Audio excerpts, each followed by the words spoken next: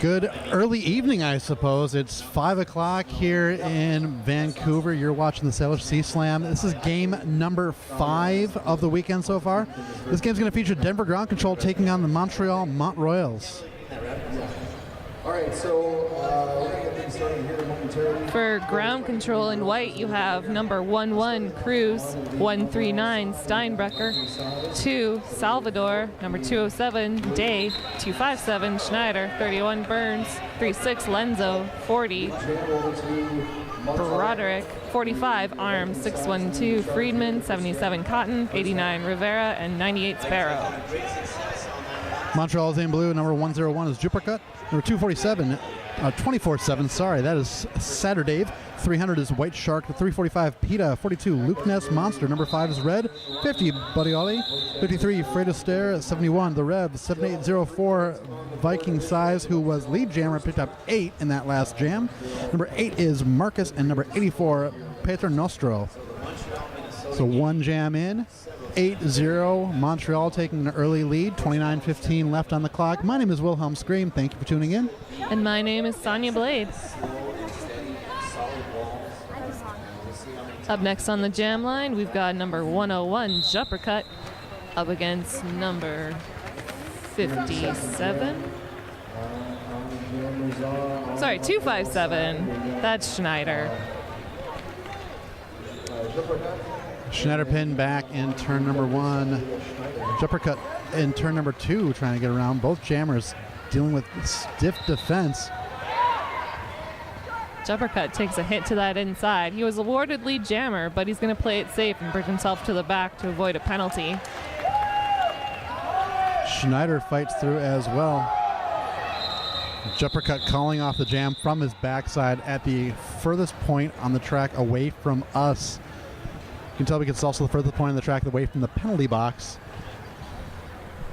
It's a little hard to see. It's not the best vantage point, but we'll do what we can. Leaves the score 8-0, Montreal taking the early lead in this game.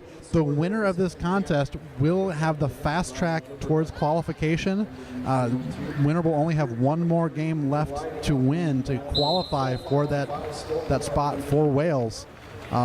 There's 2 spots open. Philadelphia, Albany, waiting for their opponent to see who they'll be playing thanks to their win in the last game.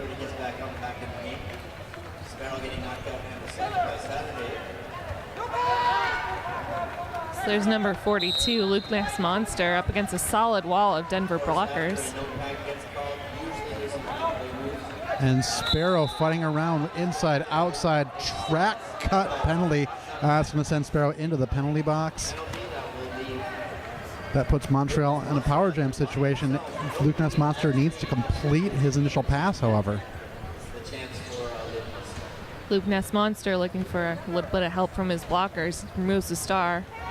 Sneakily passes it to Saturdave. Saturdave off like a shot. Looks like we got a full 2-minute jam underway with one jammer going to the penalty box, the other passing the star off. Saturdave activating jammer powers, trying to juke around number 207, that's Day for Denver.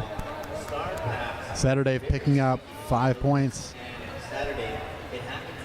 Sparrow out of the box. Takes a little trip over a Mount Royal blocker, but he's still fought through it. He's through for his initial pass. Saturday getting tripped up in the far straightaway. Looks like it is going to lead to a low block penalty. That being assessed against number 36, Kenzo, or Lenzo. Still 20 seconds left in this jam as Saturday rounds the track. Unchallenged. He dips his shoulder and he's through for another 4 points for Montreal. Sparrow picking up 4 points as well, putting the first 8 on the board for Denver. Saturday have already won a full Grand Slam ahead. It's going to add a couple more points. Well, looks like 2 additional, an 8-15 jam. Montreal now 23. Denver with 8. 25 minutes, 45 seconds left in the first half. Looks like Montreal is sending out Viking Size to the jam line, going up against Sparrow for Denver.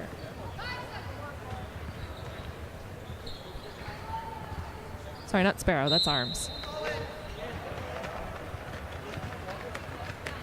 Both these teams did play earlier today as well. Montreal playing against Minnesota and the Twin City Terrors. Viking size was incredibly important to Montreal in that game. Pretty much sealed the deal at the end of it as it happened. Arms with Denver just against Dakota, I mean, again, was just so pivotal in their win. This should be a pretty even matchup. Denver Ground Control seated at number 2 and Montreal seated at number 3. So only the score will tell.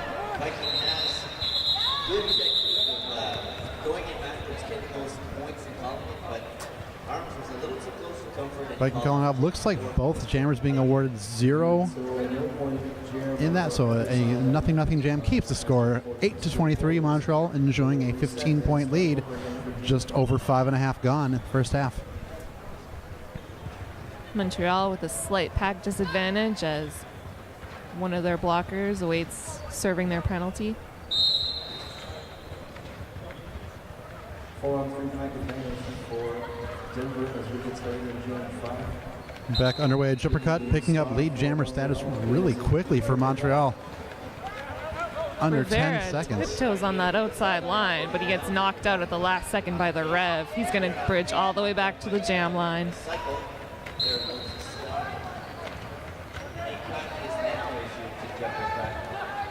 Jumper Cut now being sent into the penalty box. Track cut. So Rivera out in a power jam situation. Denver looking to chip away at the lead that Montreal has established. Stretch here, the Kayakers actually moved past turn 2. Rivera with a hop and a roll. And the sound in the crowd, it didn't sound like that good of a hit on Rivera. He's getting bridged all the way back to turn number 2. Yeah, Rivera took a little bit of air. I don't think it was the intentional kind of air that you want to take every once in a while as a skater. Landed hard, did bounce back up. That's 5 points. Grand slam completed for Denver Ground Control.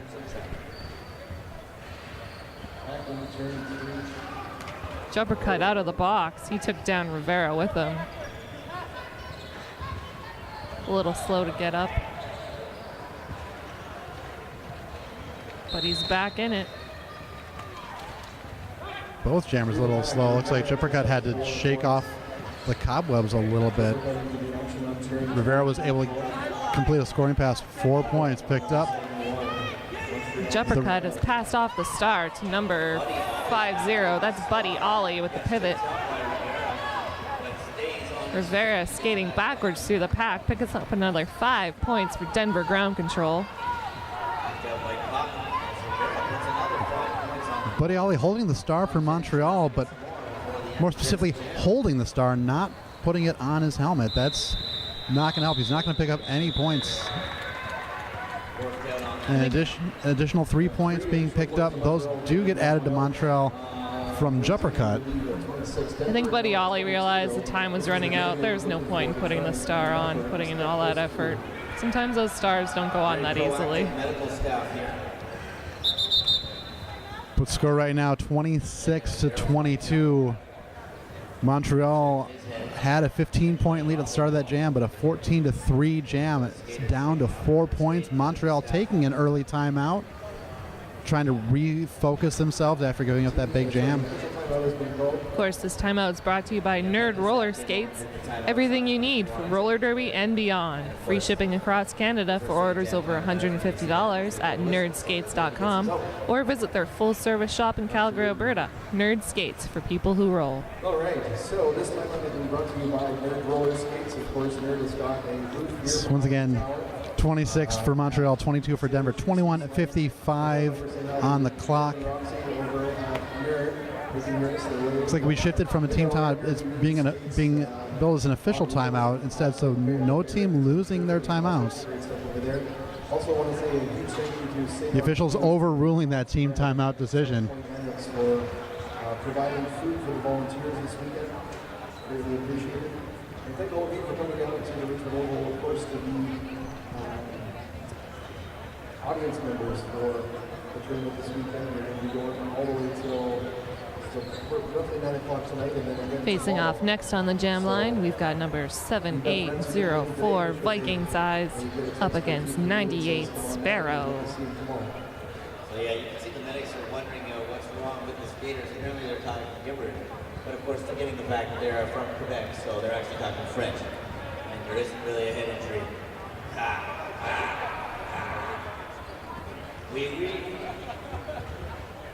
Looks like the medical staff actually doing a little bit of concussion protocol on Jippercut right now. Hopefully we'll see Jippercut back on the track, but obviously we want to make sure that taking care of all the skaters. So a big thank you to our medical staff. It's better to play it safe. He definitely had to shake that hit off. Better safe than sorry. Anytime you see someone before they can even rise to their feet again, just kind of have to shake the cobwebs. Not a good thing. Want to definitely get them checked out first. So Pack opting for a pivot line start at this point. Montreal with 3 blockers on the track as the Rev serves the remaining seconds of his penalty. And Viking Size is your lead jammer for Montreal. That was a hell of a gamble. He managed it. the Viking Size kind of took a risk. There was an opening on the inside, but a slight opening. Viking Size, despite the name, not an overly large individual either, just tall. Just tall, and those long flowing braids just add to the the mystique, you could say. 1 point was picked up by Montreal, so 27-22 now. After the whistle, we'll get that all sorted out here momentarily. The previous jam will 1 additional point to Montreal. We're sitting in the lead now by 5, 27-22. Looks like we are in an official timeout. There's some discussion going on with the officials at Apex between 1 and 2.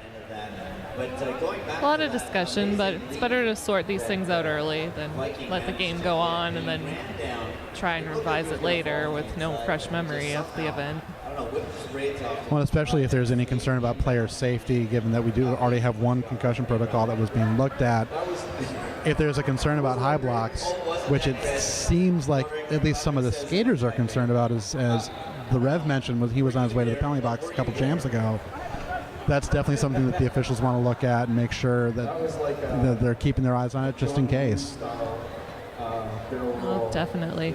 I heard last year the track started rotating and the tape was starting to ripple. So they've made sure to tape the track down to the floor this year. So hopefully we'll avoid that in this 2-day tournament. Kept all his body parts in, got up, and carried on to pick up the.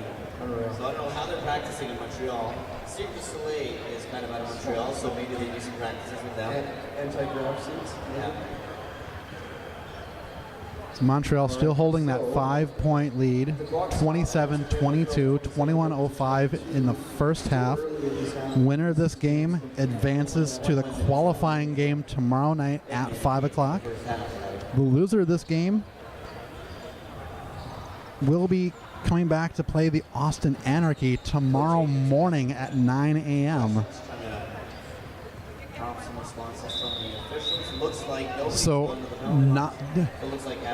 win or lose, the door is not closed on the opportunity for Wales. It's just that losing makes the road a little more difficult. Just a little bit, because after playing Austin Anarchy, whoever wins that game goes on to the qualifying game against the Philadelphia Hooligans tomorrow afternoon at 3 o'clock. We are back to the action. Arms jamming for Denver. Luke Ness Monster for Montreal. Number 45 for ground control, that's Arms. He's pushing against a solid 3 wall of Montreal at the front.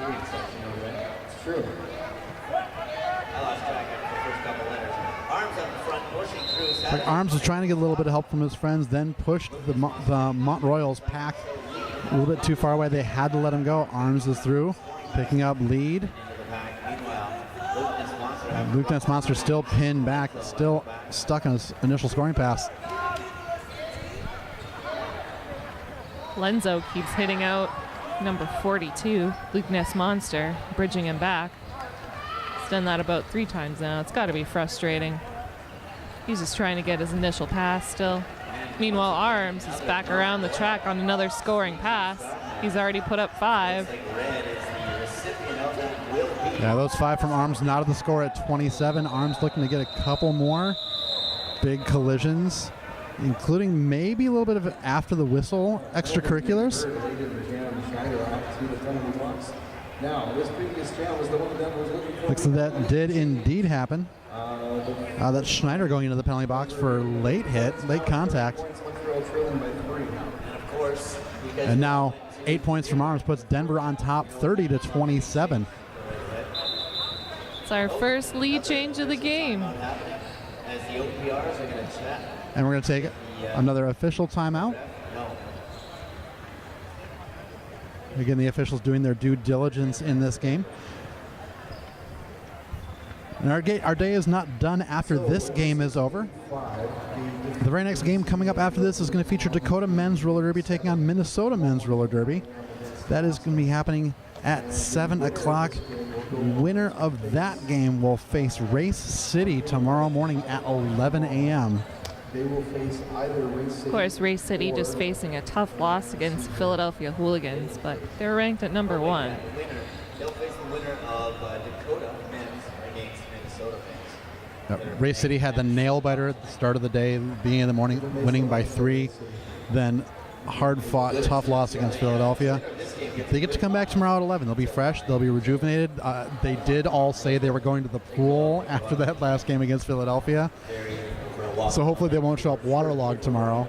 It's a good way to celebrate. Everybody hit the pool. It's better than those ice baths I hear about. It should be. Something's going on. Oh, someone's giving up candy over there. Is it candy or pizza? Right? Don't forget the announcers. We like food. Looks like Kami passing some information along to skaters.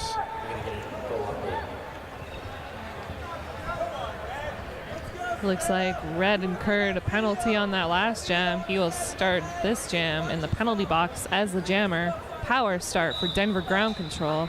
They've sent out number 98, Sparrow. This is Red. Was the jammer on that last jam. Got a penalty for a leading contact. And he will sit in the penalty box, and there will be a power start for Denver with Sparrow. Sparrow coming around in turn number 1. Apex between 1 and 2, pushing at the front of the Montreal pack, dealing with Pater Nostro. Getting around, that's lead, going once again to Denver. The box slowly filling up with pivots from both sides. Saturday incurred cut track penalty. And Sparrow is through, putting up another 5 points for Denver. Red has returned to the field of play, as is Schneider. So the power jam has done its job. Denver picking up 5 points in that power jam, and Sparrow trying to get around in scoring position, but getting a little tangled up. It's like a low block call being assessed against number 345, PETA.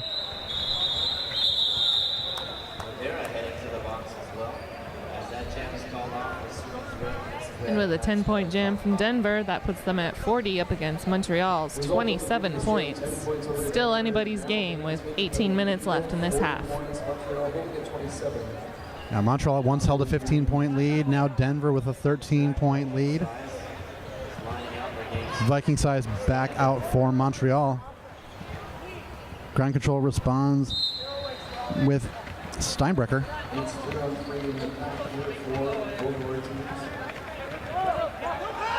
Size at the front, pushing, no penalty call. Viking size shoved to the infield by number 36, Lenzo, but it leads to Lenzo picking up a penalty for blocking out of bounds.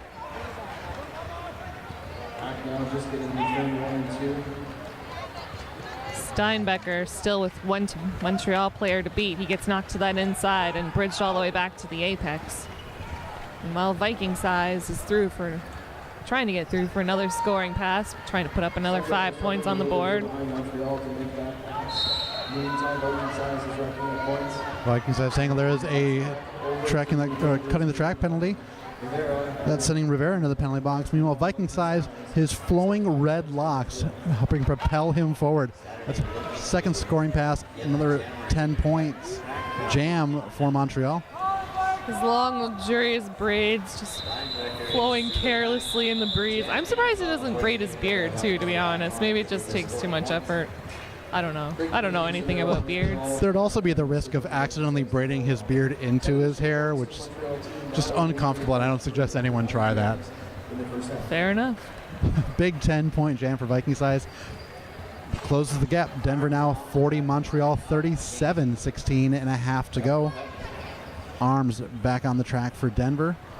The Montreal is sending out number 101, Jumper Cut, to jam up against number 45, Arms. Jumper Cut helping his blockers keep Arms behind that jam line.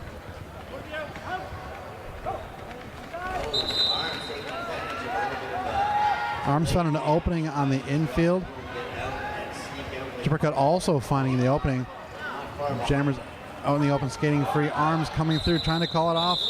Jumper Cut looks like stole 1 point, so 1-1 jam. Even up, still a 3-point difference between the two teams. Tried to get that 1 point and call it, but he wasn't quite quick enough.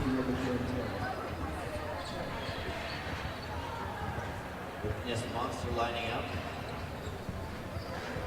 Looks like Sparrow is Number 42 in blue is Luke Ness Monster, wearing the star for Montreal. It's like Sparrow, number 98 in white, back jamming for Denver.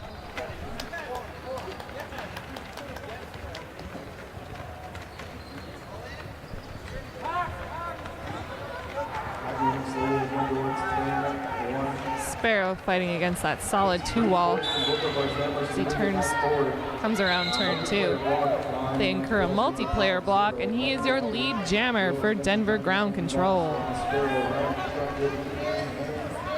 Luke Ness Monster is having a rough afternoon and had difficulty against the Minnesota Men's Roller Derby, the Twin Cities Terrors. Now having some trouble against Denver. Saturday picking up the star from Montreal, activating jammer powers. Sparrow coming around, calls off the jam as he picks up another 4-point scoring pass. 9 for Denver in that jam. Reopens the lead back up to 12. Sparrow almost got through too easily on that last pass, but luckily somebody from Mount Royal was there to catch him. Give him a little bit of a challenge, but he still got through for 9 points that jam, 4 points that pass. Score is currently 50-38, 14 minutes to go.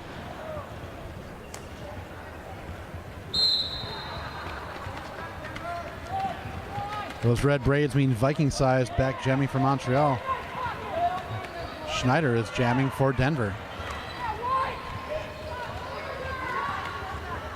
Viking size trying to challenge those links in that Denver wall. Here comes Buddy Ollie to provide some offense. Unfortunately, he takes his own jammer down with him. And Schneider is your lead jammer. The Viking size was being pinned back behind Salvador and Cruz, with Rivera acting as the bracer for that tandem. Schneider gets around for another 5-point scoring pass. Rivera into the penalty box. Viking size still stashing that star. He's got it in his hand. He kept it. He is through for his initial pass. A little bit of trickery too, because there was a visible hand connection with red, but the helmet cover stayed in Viking size's hand. Yeah, Red definitely looked like he was going to try and fight through the pack. Make it looked like he was a jammer, but he wasn't quite yet. It actually did distract Denver enough for Viking size to get through and complete the initial pass. Unfortunately, Schneider caught on to his trickery and called it off before they could score any points.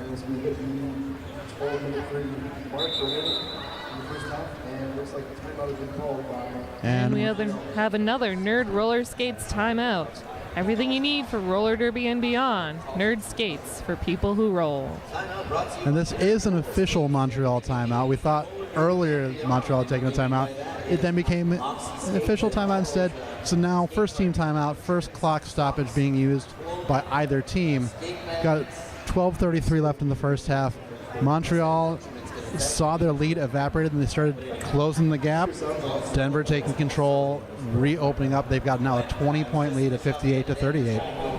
Well, they are the ground control. It's written right in their name. I mean, it's still early. 20 points can be taken care of. They can be wiped out with one really big jam, a couple of jams. Denver right now, they've put the hammer down. They've gotten the ability to take lead jam and minimize the Montreal Jammers. And I don't know about Montreal's elevation, but I know Denver is the mile-high city, so they have the high altitude training on their side. We'll see if it works out for them. And whereas the last time a team timeout was converted to an official timeout, this one just rolls over into an official timeout. $5 for half blue ribbon, rock excited, or wine. We've had a few official reviews in this game. Unfortunately, we don't get any information on them, so we can't really tell you the nature of these reviews. Just hoping it's all to get the game going along as quickly as possible. This official review actually is due to the fact that our medical staff is currently attending to a skater. Once they have returned to their locations, we'll be able to get gameplay back underway. Where's the candy fairy? There was somebody bringing out candy. There was a candy fairy that came by with a suitcase, threw some candy at that little section of people, and then left. Was that a Minnesota thing? And with that, the teams are setting up for the next jam. We've got number 45, Arms, up against 101, Juppercut. That was very un-Canadian. I've seen Fargo. Isn't that filmed in Calgary, Alberta? We are 5 seconds away from the start of jam at 13. In our town. It's Calgary. Right around the corner from my house. Looks like the medics are back in action. That's right. Arms is jamming for Denver. Once again, that's number 45. Juppercut sizing up Arms, making sure his blockers have control of him. One to beat, and he is your lead jammer for Montreal. Juppercut getting around, coming around down the straightaway right in front of us. Arms was forced back thanks to it being recycled through the infield. Now Juppercut knocked to the ground. The apex turns 1 and 2. Gives Arms the ability to go around the outside. Completes his initial pass. Arms had removed the star, but opted to keep it as opportunity on the outside opened up for him. And with that, the jam is called. Still awaiting Montreal's points. Looks like 5 points for Montreal in that jam. So, yeah, that's good that they both saw the same thing. One saw it a lot closer. Looks like Rivera sent into the penalty box at the end of that jam, so Denver's going to start Size of with a pack disadvantage 4-3. size. Slow in the open. I'm not tracking it everywhere. And Sparrow as well with the star. Viking size with 2 to beat as he rounds the first apex. And Sparrow will make it. Sparrow sneaks through that inside line. Sparrow had just found enough momentum that Montreal saw it happening and still couldn't close the door fast enough. Nice defensive maneuvers there by Cruz. And after picking up 3 points, Sparrow calls off that jam, holding Montreal scoreless. Good job by Peter Nostro making a point of staying in front and not being a point. And Viking size coming around, forcing the issue and forcing early call off. Score is 61-43. Denver on top by 18. We've got 10.5 to go in the first half. 18, that's some quick math. I was like, it's definitely less than 20. Saturday is going to be jamming for Montreal. Jamming against number 61 for Denver. Saturday with some fancy moves. He's jumping left, he's jumping right. He's got 2 left to beat as he comes around turn number 2. He is your lead jammer. Some fancy footwork by Saturday. When you're Saturday, you're entitled to a change spot. Schneider opting to hide the star, got him through the pack for his initial pass, but Saturday calls it off after picking up 4 points. Denver managed to score 1 in that jam. And Saturday picking up 4. Denver now 62, Montreal 47. Luke Ness Monster already in position. Waiting leisurely. There's still 7 seconds before the next jam starts, but Luke Ness Monster ready for Mount Royals. And Sparrow for Denver ground control. Goes to start this jam. Sparrow's out front first. And his teammates slowing that down. Locking everything up with a wonderful White Shark from Montreal trying to provide some offense for Luke Ness Monster, preventing ground control from going back. Forearm penalty sends Broderick into the penalty box. Denver losing one of their blockers. Sparrow does get through to complete the initial pass. Picks up lead jammer for Denver. Luke Ness Monster quickly removes the star, passes it off to number 345, PETA from Mount Royal. He is your new jammer. And PETA coming around ahead of steam. Sparrow, it didn't even seem like Sparrow knew that the opposing jammer was still on the track. PETA sneaks around, gets 4 points, and Sparrow only getting 2. Correction, 3 for Denver, but PETA was untouched on that pass. He was. Sparrow recognized that threat and he's like, "No, I'm not going to challenge that. I'm going to call this jam off while I have the opportunity." Net result was a 1-point gain for Montreal. 65-51, 8 minutes remaining.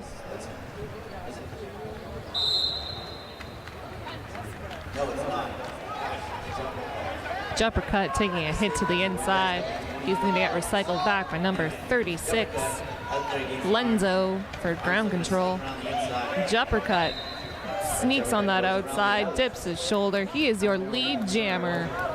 Now, I didn't see who made the contact shortly after the jam started, but Arms took a big hit and bounced back about 5 feet.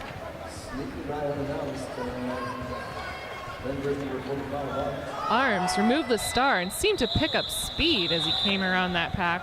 Fortunately, he is held scoreless to Montreal's 5 points. Well, again, a situation that even had Arms passed before any of the whistles blown, the jammer star was in his hand the entire time, so no points would have been added to the Denver side. Yeah, he really made no attempt to put the star on as he had cleared the pack, so I'm kind of curious what his game was. So 5 points picked up by Montreal makes it 65-56. For those of you that know how much announcers love palindromes, this is a palindrome break. This team timeout palindrome break brought to you by Nerd Roller Skates. roller skates for people who roll. Nerdskates.com. Go visit. Order over $150. Also, if you're sitting at home, you're watching on YouTube, use this palindrome break. Get yourself a beverage. Make sure you're hydrated, because if you're cheering and you're hooting and you're hollering, having a good time, you want to make sure that you stay hydrated. You don't want to blow your voice out. There's still another full day of games tomorrow. And tomorrow we're going to see who qualifies to go to the MRDA Championships in Wales. So you know there's going to be some good derby to watch tomorrow too. So save your voices. You guys close to each other on the map? Yeah, right? I'm terrible at US geography, so I'll admit that. But yeah. Pretty much. Looks like this is an official timeout. 65-56, 7:13 on the clock. I tell you, did you see the Dakota game this morning? There is one person on that team that doesn't have a beard. That is a serious bunch of bearded dudes, and appropriately named the Norsemen. I thought beards were a Montana thing, but apparently I'm wrong. I also thought that everyone in Montana had a Denver mascot when I visited there. I was totally wrong. Mount Royal sending out Viking Size once again, squaring off against Lenzo for this next jam. All right, so Viking Size taking the jam on. Lenzo trying to go around the outside, just bumped enough. Forced to recycle, and Paternostro pulling Lenzo way back. Viking Size opting to challenge those links, hopefully to pull a multiplayer block on those ground control blockers. Yeah, the outside Lenzo line is your lead jammer. The outside line didn't work the first time. It did work the second time around. Lenzo was able to sneak through. And then completes Viking Size has removed the star. That's PETA jamming again from Montreal. And Viking Size is off to the box. I didn't see what penalty he got, but at least he didn't go in as a jammer. Is Viking Size in the penalty box as a jammer? It would be so. Oh, I was mistaken. He did go in as a jammer. He just didn't have his star on. Someone's been assessed a penalty shortly before the star pass happened. Didn't appear to be an ineligible star pass. Here is a copy the ref goes by.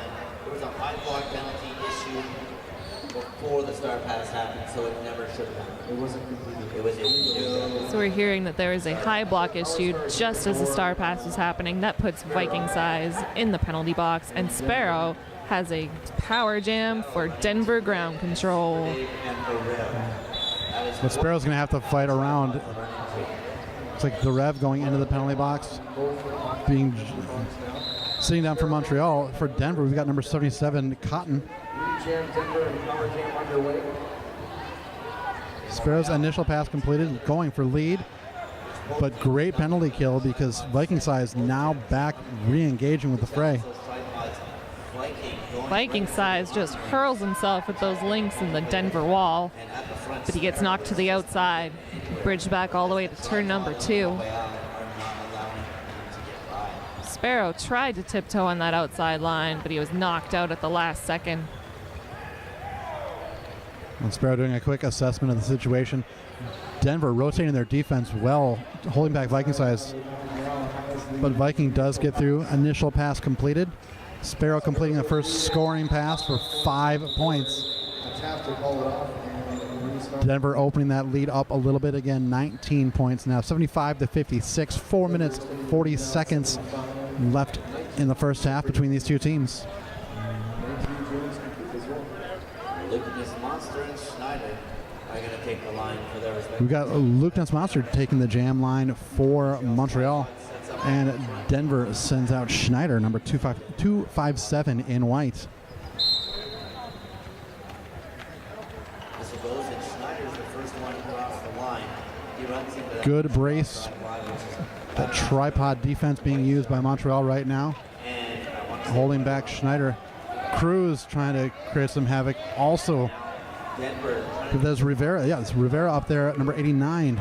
They're all trying to open up opportunities for Schneider. But Lucas Monster gets through first, picks up lead status. Fights out and around. Schneider is chasing after, trying to catch up. But Lucas Monster going to try and sneak a point. Looks like is awarded 2 points before the call-off. Schneider was able to get 1, I believe. There's 1 point indeed, so 76-58 now. Denver still on top now, 18 points, 3.5 minutes to go. Points right now, 76 Denver, 58 Montreal.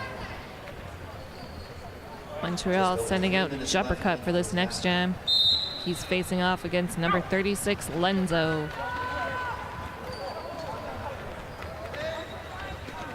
Juppercut takes advantage of a tumbling ground control blocker.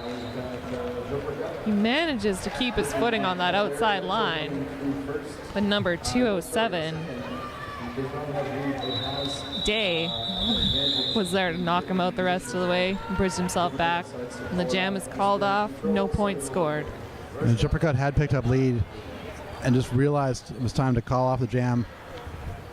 Denver Jam were coming around too quickly, almost in scoring position. Montreal realizing there was no chance of getting points themselves. Call it off, minimize the damage. So 2.5 to go now, 76-58. Viking Size back on the line against Sparrow. They still have another half to play, so it's good to have those strategies in there, save their energy a little bit. Viking Size sneaks through the inside line, lost his footing, but stayed inbounds. Oh, correction. He got a cut track penalty. That is a power jam for ground control. It was a situation where it was either going to be the most awkward save or the most awkward track cut.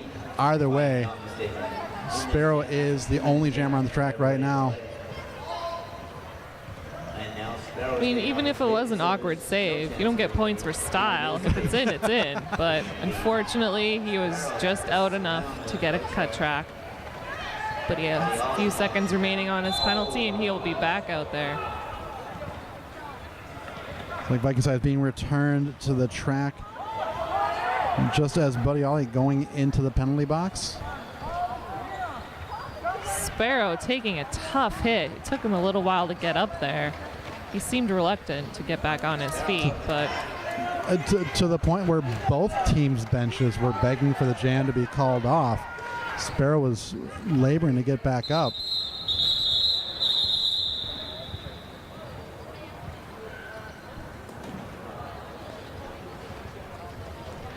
And Sparrow is heading straight to our medical staff. We're in an official timeout. The official timeout is underway. And again, I would suspect that it's because the I feel the refs may be discussing the lack of calling off the jam after Sparrow was on the ground for a good length of time. Yeah, we've got a score of 76-58 right now.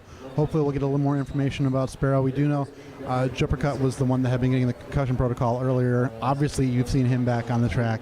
Hopefully we'll be able to see Sparrow back as well. But it was a show of solidarity as both benches were actually asking each other of, is this seriously continuing in a jam that both teams thought should have been called off? Obviously, referee discretion comes into play. We don't know exactly what the officials saw that indicated that the jam should continue. We're only in a position where we can see what the benches are seeing. It seems like our first aid people have been busy this game. I don't know if they have any say in how the game's going, but they've definitely and evenly on both sides, both Montreal and Denver. Well, we are nearing halftime. There's 57 seconds left on the game clock. So we are nearing halftime, which would also allow both teams to just kind of refocus, recenter, see what adjustments they need to make. And one of those adjustments could well be just to being more cognizant about just physicality, since it does seem to be affecting both teams right now. I'm Montreal, so. Seeing them work on Sparrow, I'd be surprised if he would be back for the second half. He looked pretty rough. He didn't even go back to his bench. He just kind of went off to the sidelines. He's like, nope, first aid now. So that's like 1.6 kilometers, so a mile. I'm only smart part of the time. Oh, wait.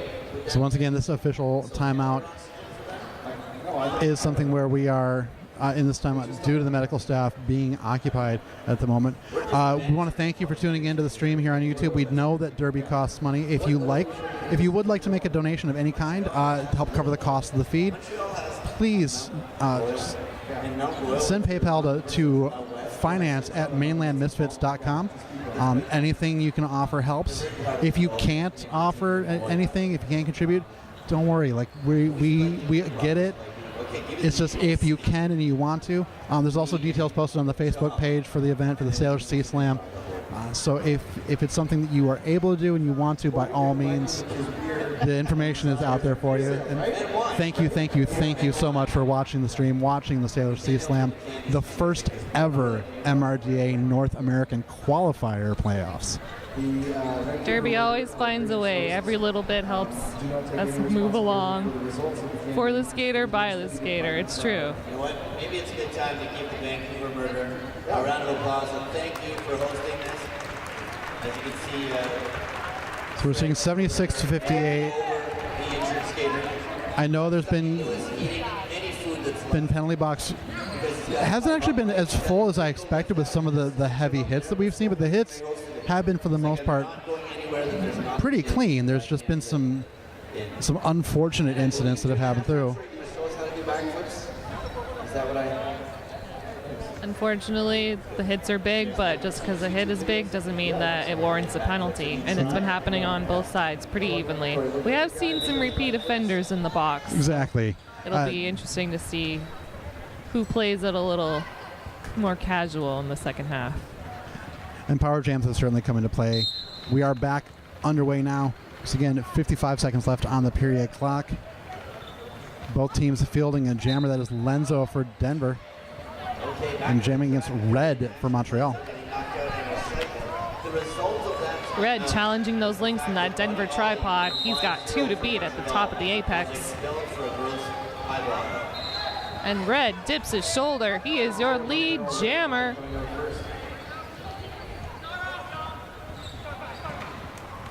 Lenzo removing the star, hoping to create some confusion in the pack as he decides his next move. He finds some room on that inside line. Saturdave tried to knock him in, but he was just too quick on his feet. He is through for his initial pass. Red gets through, picks up 4 points. 5 for Montreal. giving them 5 more minutes. And we just have a few seconds left in this half. And that is halftime. Neither team electing to use a timeout late. Has ticked down to So we've got a score at the half right now, 76-63. Denver on top.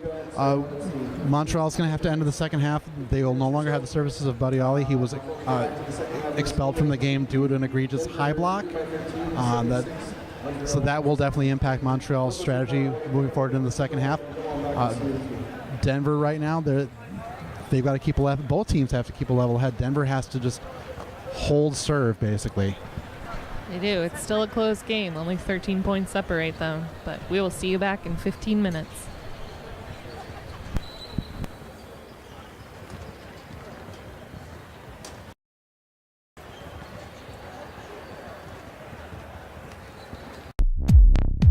Nerd Roller Skates is your dedicated quad roller skate shop in Calgary, Alberta. Being a nerd is about being really excited and really passionate about a really specific thing. And the thing that we are really excited and passionate about is roller skates.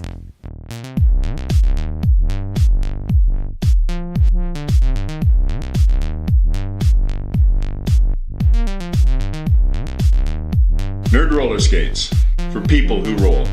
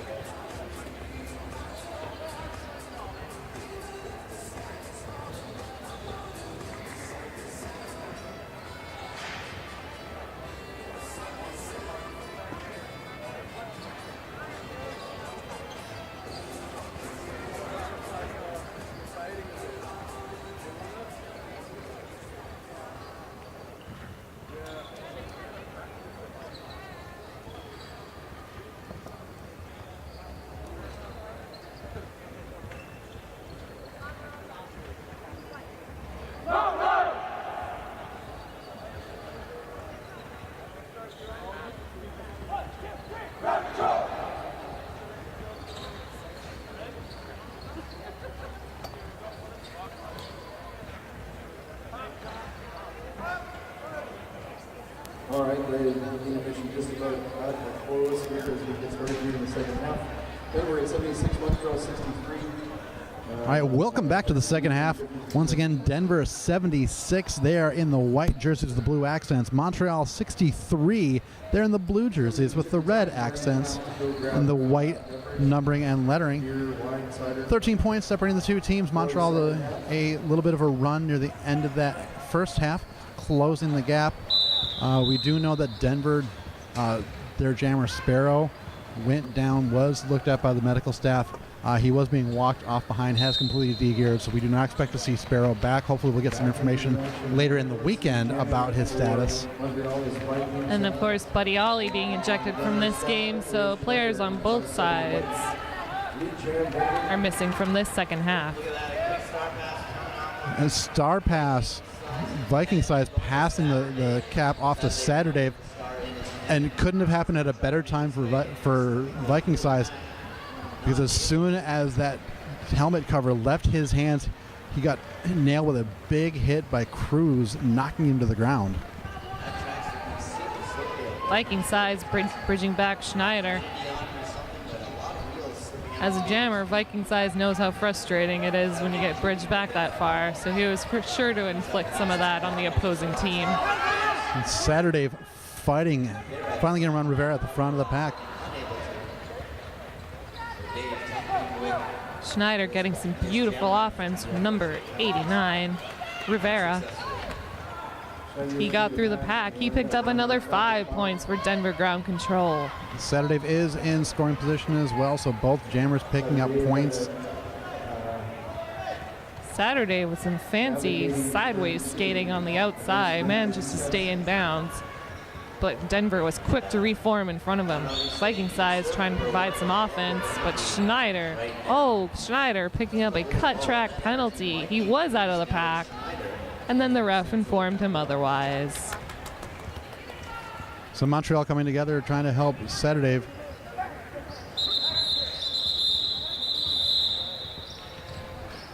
And looks like 4 points picked up by Saturday, 4 additional for Denver, so 9-point jam.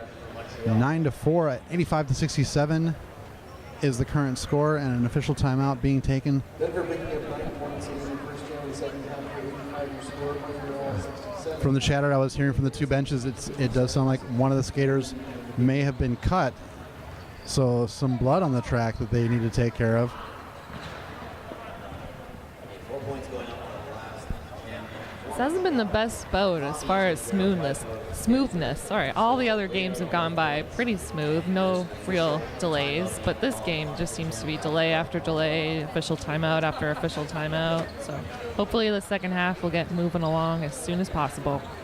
And it's been good action on the track, but it's hard for anyone to, it's hard for the team to really establish any sort of a rhythm when there have been these stoppages of time, and now we're shifting into an official review from that official timeout. So we're extending that stoppage of play. That might be some of what's contributing to some of the sloppiness that's kind of happening in the contact between the skaters. It's just you can't develop a rhythm, you can't get into a flow when there's been the stoppages that there have been, and especially for some of the extended stoppages that we've seen. Usually a team needs to call a timeout to sort of refocus, calm their energy, but neither team has really had to call a timeout for that so far. There have been a lot of timeouts that roll into official reviews that roll into timeouts.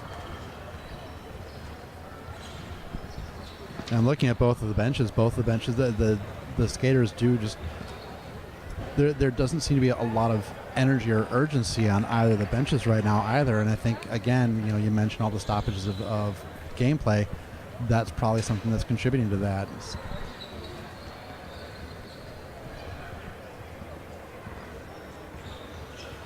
Once again, this is the second to last game of the day. We do have one game remaining.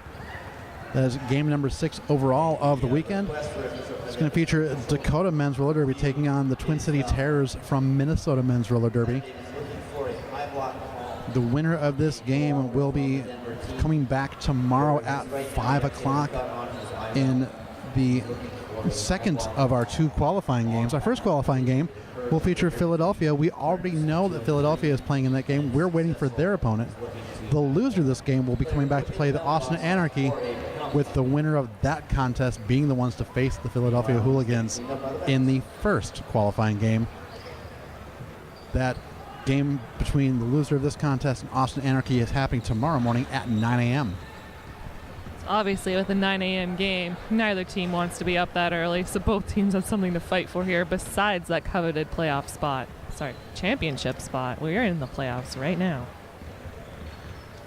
And once again, 2 teams are going to walk away from this weekend knowing that they have qualified, receiving an invitation to go out to Wales and participate in the Men's Roller Derby Association Championships,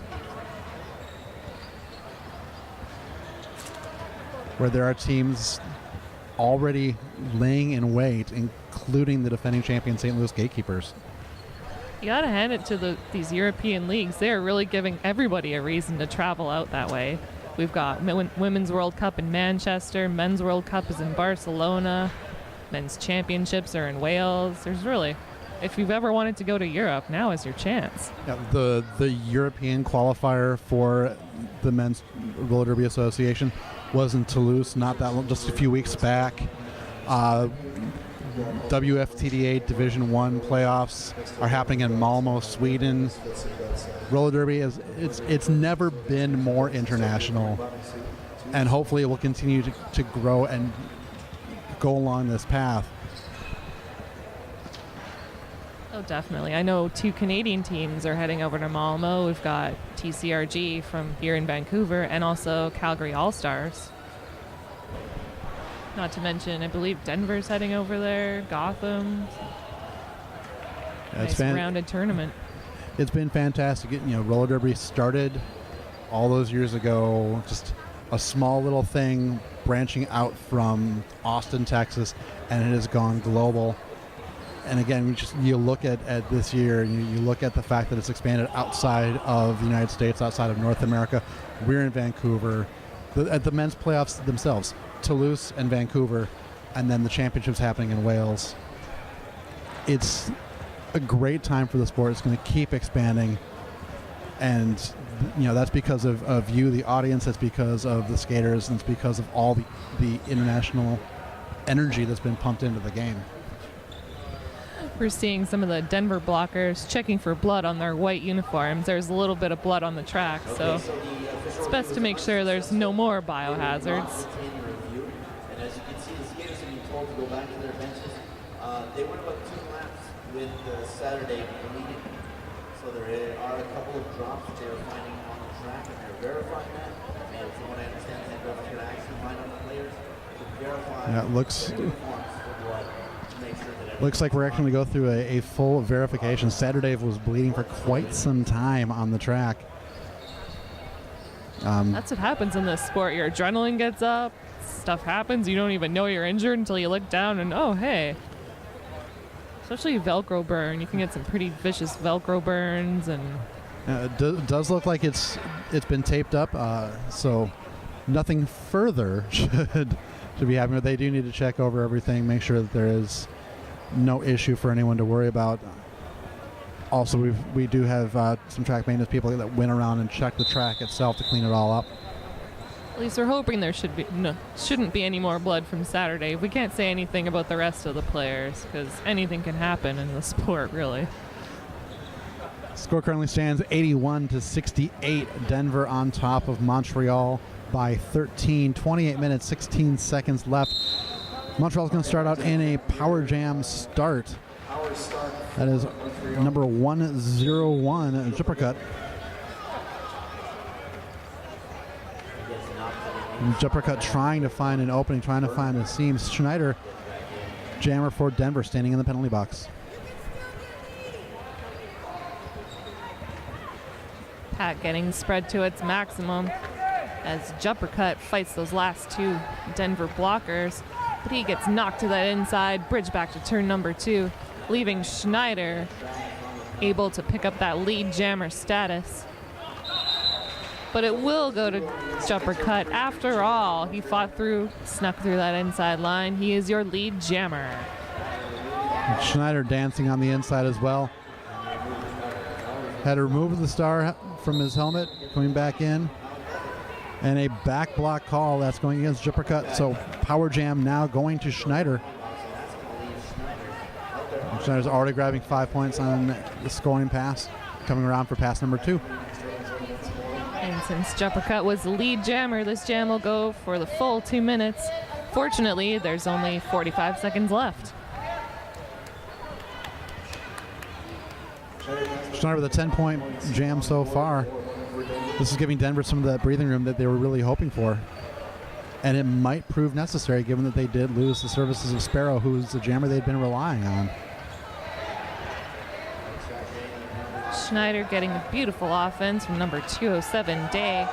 He dekes out Red's attempt to block him. He is through for a 5-point grand slam. It drew a little bit of a reaction from the Denver bench. They seem to appreciate what Schneider was able to do. Jumper cut is back on the track, picking up 4 points of his own. But Schneider's already put 15 up on the board. And Schneider whips off his own blocker. Cotton knocks him to the ground. He gets through for another 4 points for Denver. 2 additional points for Montreal brings the scores 100 even for Denver. Montreal 74. This is the largest lead of the game thus far for Denver. 25 minutes and 55 remaining. Denver ground control looking to stamp their way through. This is a tight contest from the number 2 seed taking on the number 3 seed. On the jam line for Montreal, Red. We've got Red on the jam line from Montreal going up against Arms for Denver. Arms up against a solid tripod, but Red finds room on that outside. He is lead jammer, but Arms putting on some pressure. He's not far behind. Red number 5 inside, outside, and through, completing a scoring pass.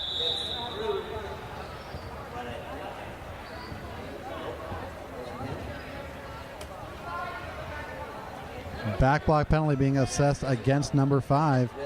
So Red's going to go to the penalty box. Denver's going to start in another power jam stance, another power start. Denver's going to send out number 89, Rivera, for this power start. Pack opting to take a pivot line start.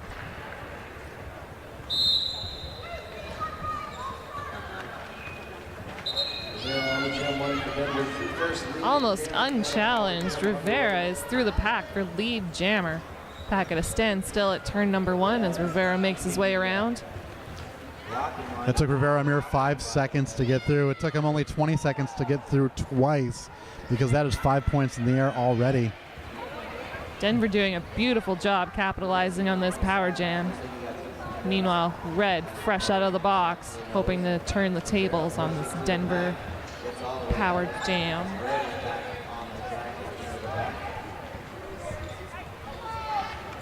The number 77 in white, Cotton, is just opening up holes, pushing against the Montreal defense, giving Rivera plenty of room to skate through. His 10 points already for Denver. And using his player, number 612, that's Friedman. He whips off his jersey, gets through the pack, picks up another 3 points for Denver. 2 points for Montreal, now 114-78. Denver extending their lead even further. And Red back into the penalty box. Yet another power start for Denver. 2 jams in a row that Denver's been able to start out with the luxury of having the only jammer. Number 36, Lenzo, pushes the pack to its out of play limit. He is your lead jammer for Denver.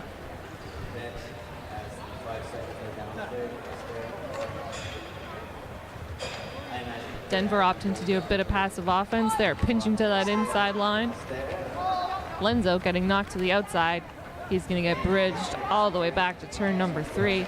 And Lenzo, good awareness, but he almost got lured into a track cut. Lenzo just bouncing off of these Montreal blockers. He's getting pinballed. but he manages to deke out that last hit by number 345, Pita.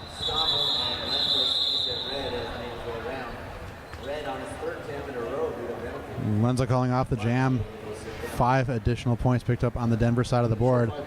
119 to 78, 41 points now the difference between the two teams. There's still 22 minutes, 10 seconds left. And we've got Arms back on the jam line. Timeout being taken by Montreal, the Mont Royals taking a team timeout. Team timeout brought to you by Nerd Roller Skates. Free shipping across Canada for orders over $150 at nerdskates.com. We'd also like to thank Save On Foods and Cobb's Bread for providing officials and volunteers with food for this whole weekend. They're keeping us well fed here in Vancouver.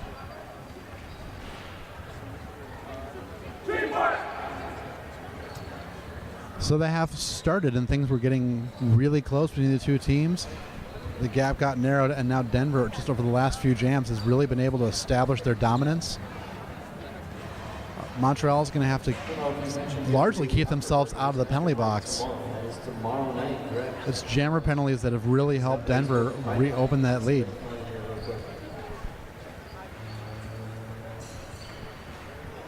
Little friendly handshake between Viking Size and Arms to kick off this next jam. Scroll down to discussion. Yes, tomorrow 8 o'clock at Park Road Social Bar and Grill, 8191 Park Road, Richmond. So it should be Viking Size very quickly through, just pushing his way around, gets in the lead jam status. White Shark at the front of the pack providing some offense for Viking Size, but he gets knocked to that inside and bridged back to the pivot line. Meanwhile, Arms removed the star, got through the pack. He has made his initial pass after Viking Size puts 5 in the sky. And Viking Size made contact with every single one of the Denver blockers, each one bouncing him back, slowing his progress. But Viking Size just kept going to complete that pass, and is back in scoring position. Calls off the jam before Arms can sneak around. 4 additional points picked up for Montreal. 9-4 is the jam, 123 to 87 with 21 minutes to go. I just caught the end of it, but I saw Arms. He hit the ground. He did this nice little spin move on that outside, and he stayed in bounds. He was back around the track. There's some fancy footwork from both teams this game. just over 20 minutes remaining in the game. The friendly handshakes continue. That time it was Lucas Monster from Montreal shaking hands with Schneider. Schneider, some more fancy footwork on those toe stops. He's through on that outside line for lead jam. A little friendly fire on the ground controls. Cruz gets knocked into Broderick.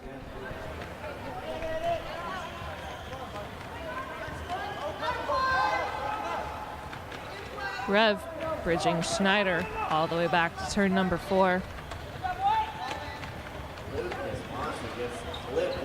Luke Ness Monster clips the inside. He's getting bridged back to behind the pivot line. This pack seems to be moving backwards at this point. Yeah, well, Schneider was recycled in the outfield and forced to enter behind Red. And Schneider colliding with Red, staying with Pedro Nostro, and then finds the Rev.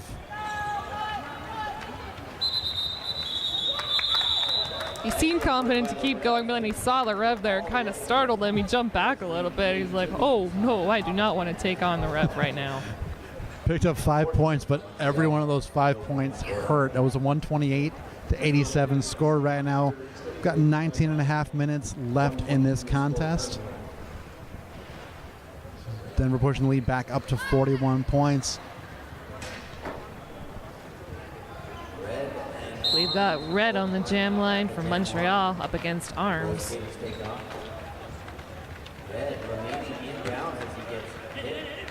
Red was almost outside of the pack, but Denver blocker was sneakily waiting for him in the front. But nevertheless, red prevails. He is through as your lead jammer. That was a great waterfall by Denver, getting himself back in position. That Denver blocker almost looked like he was holding up the Mont Royal tripod. I was like, is that even allowed? And then I saw that he was there just waiting for red to pop out. And I was like, not today. Red through and around. That's 5 points picked up by Montreal. Arms is going to pick up 4.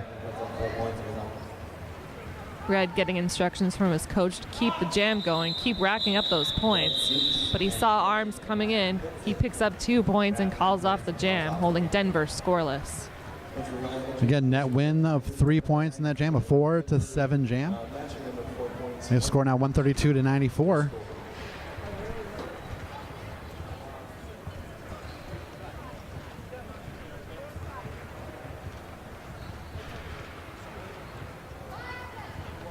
We've got number 101, Juppercut, squaring off against number 36, Lenzo.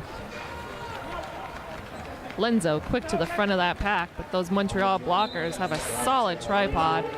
Oh, now they're down to 2, but Juppercut sneaks through that inside line. Now Lenzo got entangled up with Fred Astaire, but one of those penalties where the end result actually was a net win because it slowed down Lenzo enough, allowed Juppercut to pick up the jammer. Lenzo just now coming around after the initial pass. Juppercut going to call off the jam. Gets tangled up with Cruz. It's one thing that's hard about penalties. You hear the whistle go, you're not sure it's you, but you don't want to stop what you're doing because that's when the jammer gets out. But you don't want an insubordination either because then you're sitting for a full minute, just like that old school derby. 17 minutes remaining. One additional point to Montreal. Looks like Montreal did pick up 1 point. The Fred Astaire did make sure that, one, it was a safe time to do so, and also that a penalty was being assessed against him before heading to the penalty box. Viking size coming around turn number 2. He's got 2 Denver blockers left to beat. Against Viking size. Gets knocked to that inside again, recycled back to turn number 1. Meanwhile, number 139, Steinbrecher. Oh, takes a tough hit, lands behind the pack. He's a little slow to get up. That was a direction of play penalty being assessed against Red 5. Doing that big hit. Viking size going to get around and through. Great blocking by number 300, White Shark. Just that one-on-one blocking, holding Steinbrecher back. And then Schneider returns the favor. Viking size almost through on that inside line. Found Schneider's leg, tripped him up just enough to make him want to recycle to the back. Meanwhile, penalty box filling up with Montreal blockers. Leaving number 53, Fred Astaire, out there on his own.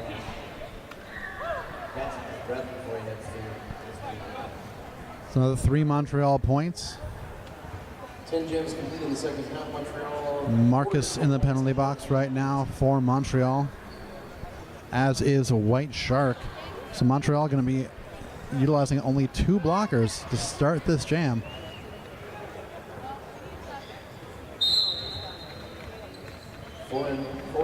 Montreal sending out the Rev, and number 345, PETA, hoping to even up this blocker deficiency. The back block call is going to send the Rev into the penalty box. Saturday removing the star, creating some confusion amongst the Denver blockers. He was almost out. Now he is looking for his pivot. PETA getting pushed away by Denver. Denver doing a great job trying to prevent that star pass. They were unsuccessful. PETA is now your jammer for Montreal.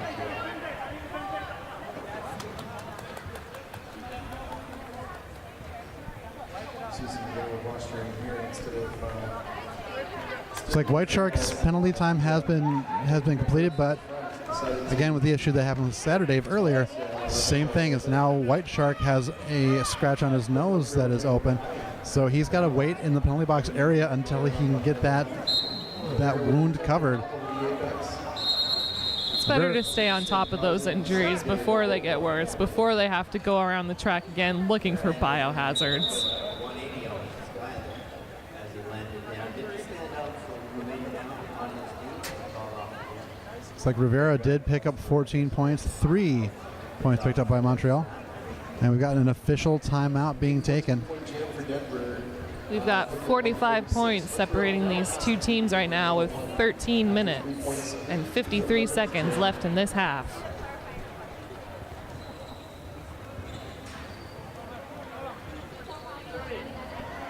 We've got 13:53 on the clock. And looks like we're going to have an official review, if I was hearing correctly, from the Denver bench. It looks like they were at least considering the official review. They were looking for an additional penalty to be assessed against White Shark for standing before he was given the 10-second stand call. White Shark was looking for medical assistance to get his cut nose bandaged. Doesn't appear to be something that the team is able to challenge on, but it's something that is at least going to be in the back of their head. There's not many times when you can stand early during a penalty, but medical assistance is one of them. And as I've learned in my own scrimmages, if the jam is called off because of an injury, you are allowed to take a knee once it's been called off. Of course, that goes there, or you get the beer, and then back to see ear wine or spirits, I believe, not spirits, So the officials are checking, So there's only one. give some clarification on everything. 146 to 101. 13:53 is the score. Denver with a 45-point lead. You're going to want to stick around for that. Tomorrow, game 7 starting at 9 a.m. 9 a.m. to get sleep in. Yeah. That'll be Austin versus the Miss game that you're watching right now. So, could be Denver, could be Montreal. You know what I mean? It could go either way. Oh, come on. No, I wasn't setting you up for that, but So you were. Anyway, 13 minutes is definitely enough time to put 45 points on the board and tie up the game. Don't forget, we do have one more game today at the Salish Sea Slam. Dakota will be facing off against Minnesota at 7 o'clock. That timing may be adjusted because of the delays in the current game, but we will find out. We are back to the action in this contest. Look, that is Arms jamming for Denver and picking up lead. Jupercut for Montreal trying to get around, gets tangled up with, that is Day for Denver. But Jupercut able to complete the initial pass. Jeppercut took a tumble, but the Denver blockers weren't quite quick enough to get in front of him. He capitalized on that for his initial pass. Meanwhile, Arms has his arms flailing, calls off the jam. Took an extra hit from Red before the call-off motion started happening as well.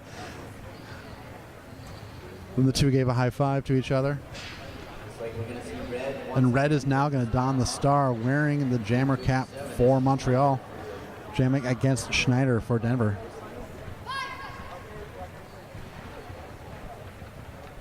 Montreal at a slight pack disadvantage as Saturday serves the remaining seconds of his penalty, but Schneider, quick on that outside, jumps past the pack. He is your lead jammer for Denver.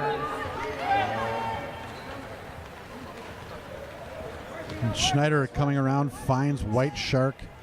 So White Shark back on, having his nose bandaged. And Schneider pushed to the outfield and forced to recycle back. And it looks like Red is going to try and pull him a long way around. Oh, Red trying to get the pack to swallow up Schneider. Schneider's just going to wait. This is exactly the case right now. And Schneider steps back onto the top. It's a smart move rather than playing those jam-on-jammer games. Well, and the end result was that Red actually got himself reabsorbed into the pack. Schneider did not get reabsorbed. And now Red passing the start off to Peta.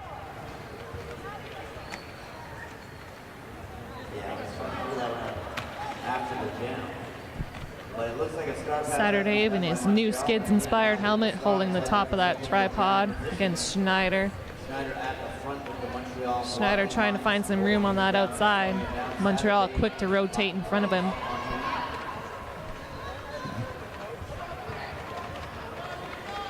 tangled mass of Derby humanity in the far straightaway. Then both jammers spring free. After all that work, looks like PETA on his initial. being counted for the initial pass. Schneider has picked up 4 points on a scoring pass, make that 5 points. Then PETA and Schneider tangling with each other.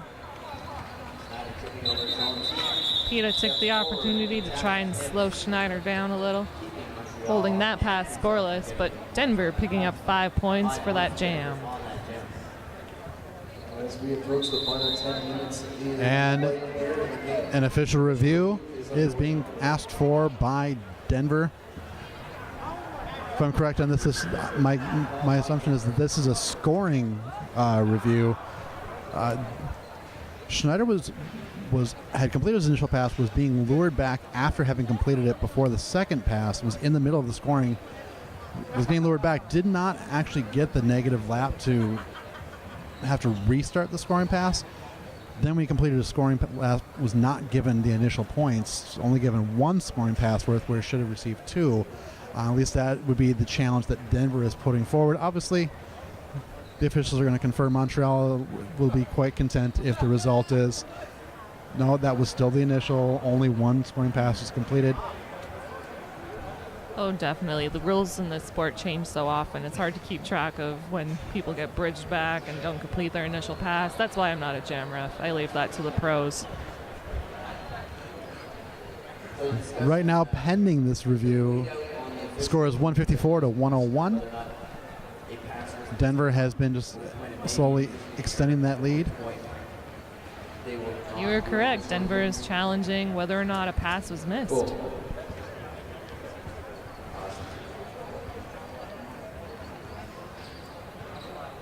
On something that has been impressive in this second half so far, which we're almost 2/3 of the way through, is that Denver has taken and rolled with the loss of Sparrow. They've been able to filter other jammers in. Montreal in the second half, they've been finding themselves getting just into deeper and deeper penalty trouble. Not so much jammer penalties as much. That's been playing a part, but they've been watching blockers go, and when they lose 1 blocker, it tends to cause a ripple effect where they send 2 or sometimes even 3 blockers to the box. Yeah, Montreal is off to a good start, but this Denver team seems to be getting in their head, and they're struggling a little bit in the second half. Still 53 points separating them. They can obviously log in and stream. I believe it's on YouTube. There's a link on the. So again, the winner of this game will be back tomorrow night at 5 o'clock for the final game of the weekend. The loser comes back at 9 a.m. tomorrow morning to take on Austin Anarchy Who here is going to for the opportunity to take on the Philadelphia Hooligans Anybody already got their tickets? for their qualification. Yeah, a few people, right? I know the murderer going to Wales, right? You guys are all quiet now. What's going on? Okay, thank you. What? You're tired? It's only day 1.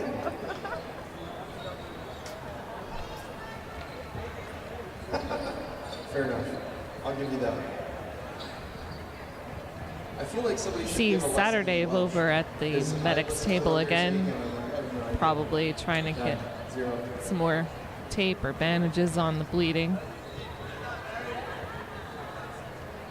It looks like they are indeed looking at that eyebrow forehead area that he had bandaged earlier.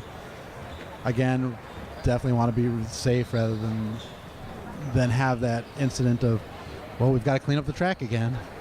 Well, cleaning up the track, and if blood gets in your eye and you can't see, that's just going to cause all kinds of chaos. Exactly. So Saturday taking this opportunity, taking this, what is becoming quite the extended official review. Again, this official review is a scoring challenge by Denver. They are challenging a missed scoring pass. Flights have gone on sale this week. And as you can see, we are 4 minutes into this official review. All sorts of delays during this game. It hasn't been the smoothest.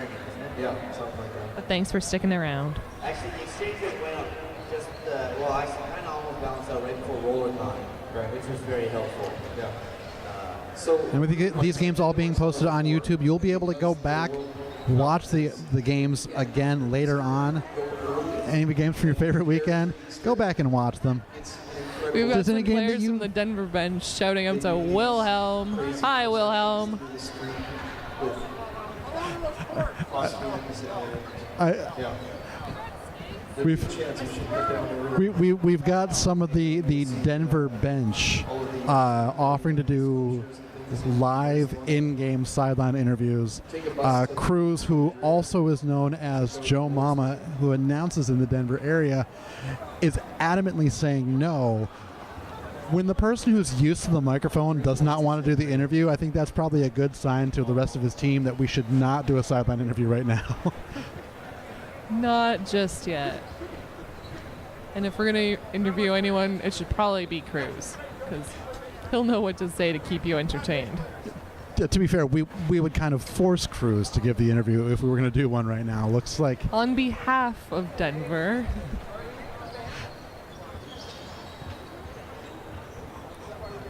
officials are slowly returning to positions. We might be almost clear of this official review. And the final game of the day is scheduled to start at 7 o'clock. That is a half an hour from now. Adjust accordingly, my expectations. It'll be starting a little bit later than that. But that final game will be Dakota taking on Minnesota.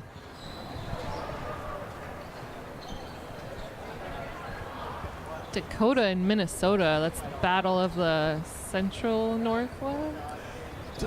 Upper Midwest. Upper Midwest? Upper Mid, North, Central. I don't know. They're relatively close together as far as states go. These teams have actually faced each other a number of times before. They're practically next door neighbors. And proximity, in this case, actually breeds a lot of familiarity and friendliness. There's a lot of camaraderie between Dakota and Minnesota. Both teams have been rooting for each other during their games earlier today. Now they're going to have to face each other in a half an hour, give or take, the remainder of this game, and then however much time we need to attack on. I'm actually a little disappointed that the Minnesota choir that shows up for the Minnesota Roller Girls didn't show up for the men's team, because they're quite entertaining. Coach from Denver is challenging that should be 11 and not 10, maybe. Meanwhile, beer garden's open. That's right here. A few folks are engaging in the beer garden activities. We're getting all kinds of suggestions on how to fill this now 7-minute long official review. Yeah, so once you hit minute 7 in the official review, then the penalty box starts chiming in with what the announcers should be talking about. When the NSOs are giving us things to chatter about, it's probably an extremely long official review. And we've mentioned our 3 generous sponsors several times, so we feel that you need a little break from hearing about Nerd Skates, Save on Foods, and Cobb's Bread. So we're trying to find other things to fill the time. Some suggestions have been the architecture. From the Vancouver Burger. What else were they saying? Oh, we can talk about the beer gardens you can't attend. They have beer and wine. The beautiful mountain scenery out the windows that you can't see. So end result. Simply because of where the camera is. The camera's not pointing at the windows. And the windows have little shutters on them, so we can't see the beautiful view of the river outside. But the Richmond Olympic Oval is a beautiful venue if you haven't been to it. They hosted the WFTDA playoffs here last fall, I believe, in September. So this is the second event in this venue. I can see why they chose to come back. Okay, so there was a clarification to the ref that was not an official review. All right, looks like we are just about back underway. We know officials don't make mistakes, so it couldn't be. No official review was charged to Denver. Turns out officiating error was the cause, so there was no official review. An additional scoring pass was added, so 159 to 101. Viking Size now jamming from Montreal against Arms. Viking Size picks up lead jammer status. Viking Size, fresh off his break. He's got lots of energy. He skates backwards through the pack. He picks up 3 points for Montreal, 1 for Denver. Couple of quick points and a very quick call off to that jam. So that's up with the score of 160 to 103 with 10 minutes to go in this contest.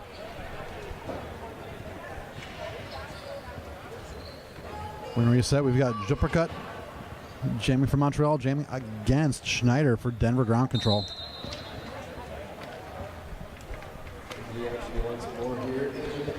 Schneider makes his way to the front of the pack, but meets up with that solid tripod of Montreal blockers. Meanwhile, Juppercut gets knocked to the inside, bridge back to the jammer line.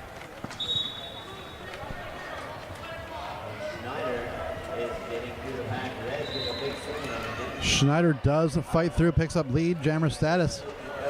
White Shark into the penalty box for Montreal as the Mountain Royals lose a blocker. Juppercut able to complete initial pass as well. Juppercut doing a beautiful job of challenging the seams, but Schneider got through for a 4-point pass and calls it off before Juppercut can do any more damage.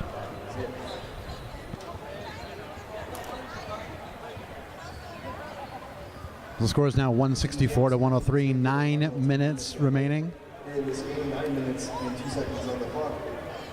We've got red lined up for Montreal. It's going to be Rivera jamming for Denver. Montreal with a slight pack disadvantage as White Shark serves his penalty from the last jam. And Rivera is your lead jammer, but red not far behind. Rivera is going to call that jam off. He doesn't want to play that jammer game. At this point in the game, I could read Red's mind. He pushed Rivera to the outside and looked automatically starting to go backwards. Rivera just called off the jam right away.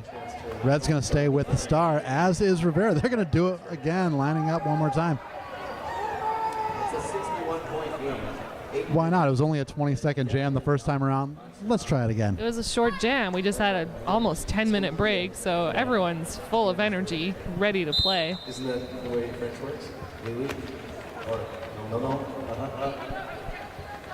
There we go, Red with the star again. Of course, both jammers decided to stay on the track and try it again. Red doing a great job challenging the lengths in the Denver wall. He's got one to beat on the outside. Oh, another one to beat on the inside.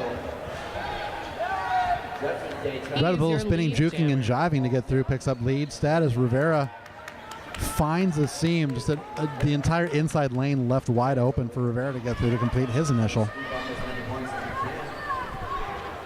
Red looks back to check where Rivera is. He gets as many points as he can, calls it off, picking up 3 from Montreal.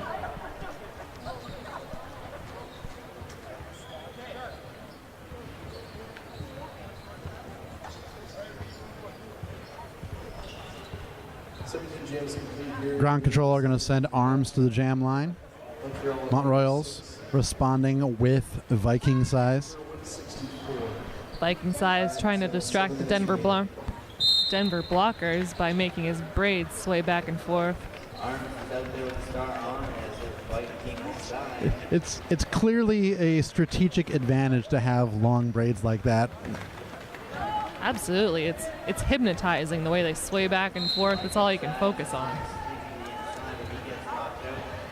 And an opportunity for Montreal as arms into the penalty box on a track cut. Viking size up the middle. He's got one Denver blocker to beat. Gets knocked to the inside at the last minute. Mount Royal's trying to prevent the Denver blocker from bridging him too far back. And Broderick just pushed Viking size far enough ahead so that Broderick had the opening get back into place ahead. Viking size finally getting around Cruz at the front of the pack. That is lead going to Montreal. Arms fresh out of the penalty box. Finds those Montreal blockers waiting for him. Viking size picks up 5 arms, pushed to the outfield.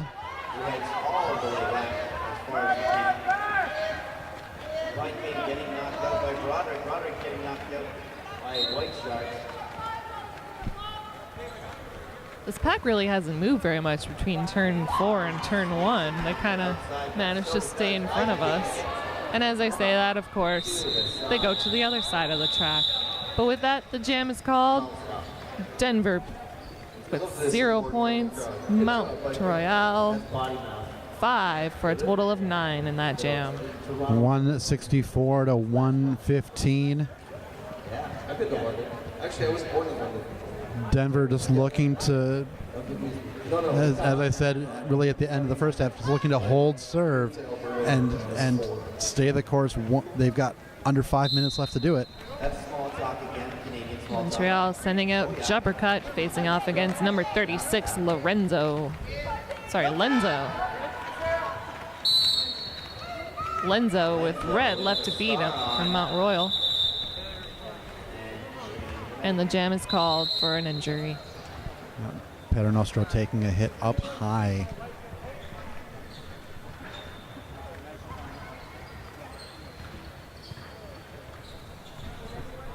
Our medical staff very quickly jumping right in. And the officials are again going to confer and consult amongst themselves.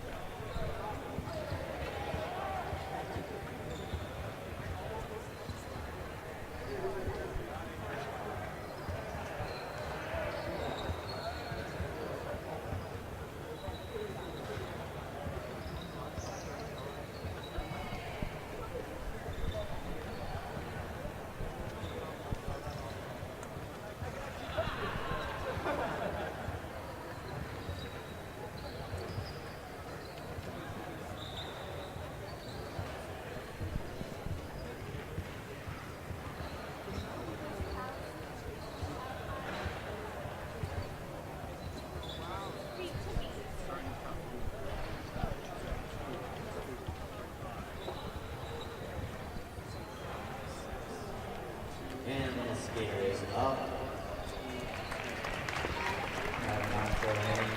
And with that, number 84, Paternostro, is up and off the track. Both these teams putting the first aid workers to work throughout this whole game, proving why first aid is so valuable to this sport. We literally could not do what we do without the presence of first aiders, and this game is a perfect example. Wait a second. And our medical staff has been on top of things today. They've been working overtime this game alone, and we value them so much. So thank you to all medical staff, thank you to all first responders, thank you to all EMTs for all you do for roller derby wherever you are. We've only got 4.5 minutes left in this game, so hopefully the first aid team can get a little bit of a break. We've got Viking size fighting against that wall of Denver blockers.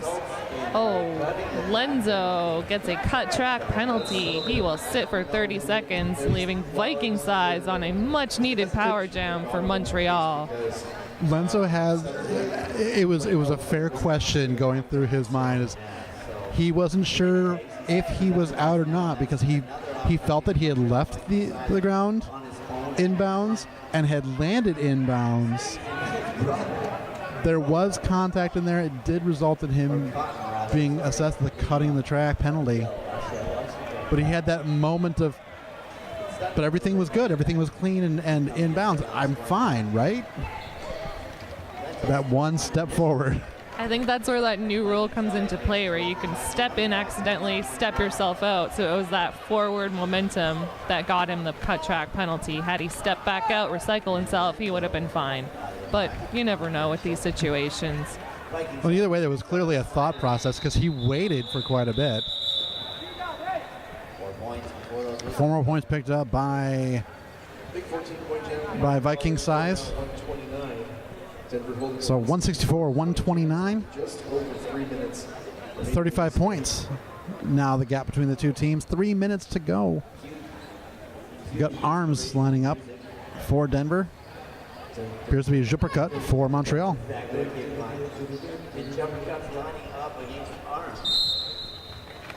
The Rev lining up in the middle of that Denver wall, providing some beautiful offense right off the line. Juppercut is your lead jammer.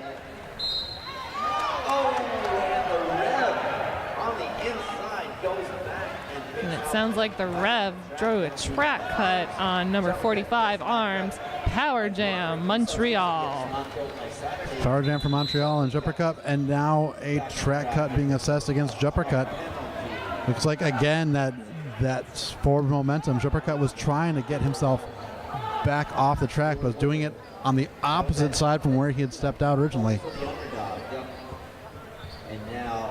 That'll give a chance for the jammers to swap up. Arms is back on the track, looking for some quick offense from the Denver blockers before Juppercut is sent back out.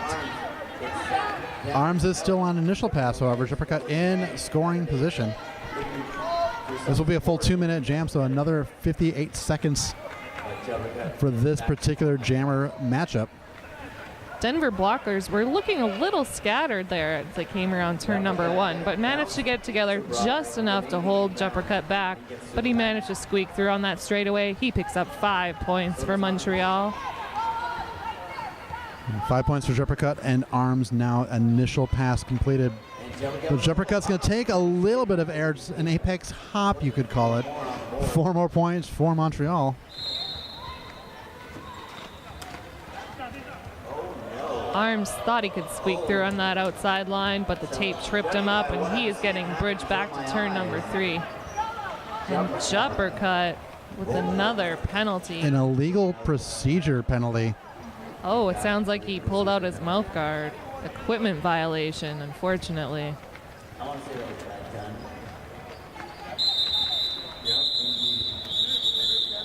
An additional 3 points picked up by Juppercut. Or correct, 3 points being picked up by Denver. No additional points for Juppercut. So 167 to 138. We've got 30 seconds remaining on the game clock. 12 seconds before we restart the jam. Denver is going to start out in a power jam situation with a 29-point lead. Pack opting to start at the pivot line. Denver lining up to provide a pinch on that outside. Schneider takes advantage. He is through. He is your lead jammer. For Denver. Juppercut is standing. Penalty time almost gone. Juppercut returns to the track. Schneider going to bounce off of a couple of hits. Gets pushed to the outfield by Red 5. For the first time in the game, we're seeing Viking size donning the pivot stripe. Looks like he was handed the star and was promptly knocked to the outside and recycled back by Denver. We saw the exact strategy why Viking size was given the pivot cap. Did not work out in Montreal's favor. 5 additional points picked up by Denver at the last jam. And with that, our unofficial score, 172. 138 for Montreal as we await the refs to do their final tally with the scorekeepers. It's an unofficial final yet, please. Don't go on the track until it is an official final. I understand you want to warm up. Sorry for the delay. Oh, you also want to find that. Don't forget, there is still one more game after this. Dakota facing off against Minnesota Twin City Terrors. Stick around for the final game of this day one of the 2 days Salish Sea Slam. Denver will be back tomorrow at 5 o'clock. Denver now knows that they're playing in one of the qualifying games. Montreal is going to be back at 9 tomorrow morning to play Austin. And play against. So it's both teams have more to go. Montreal, they've got to come back 9 a.m. tomorrow morning. I know I'll be here at 9 in the morning. Thank you for tuning in for this game. My name is Wilhelm Scream. And I am Sonia Blade. Thanks for listening. Against Austin at 9 o'clock tomorrow. So if you're going to get here early tomorrow, get a chance to see Austin.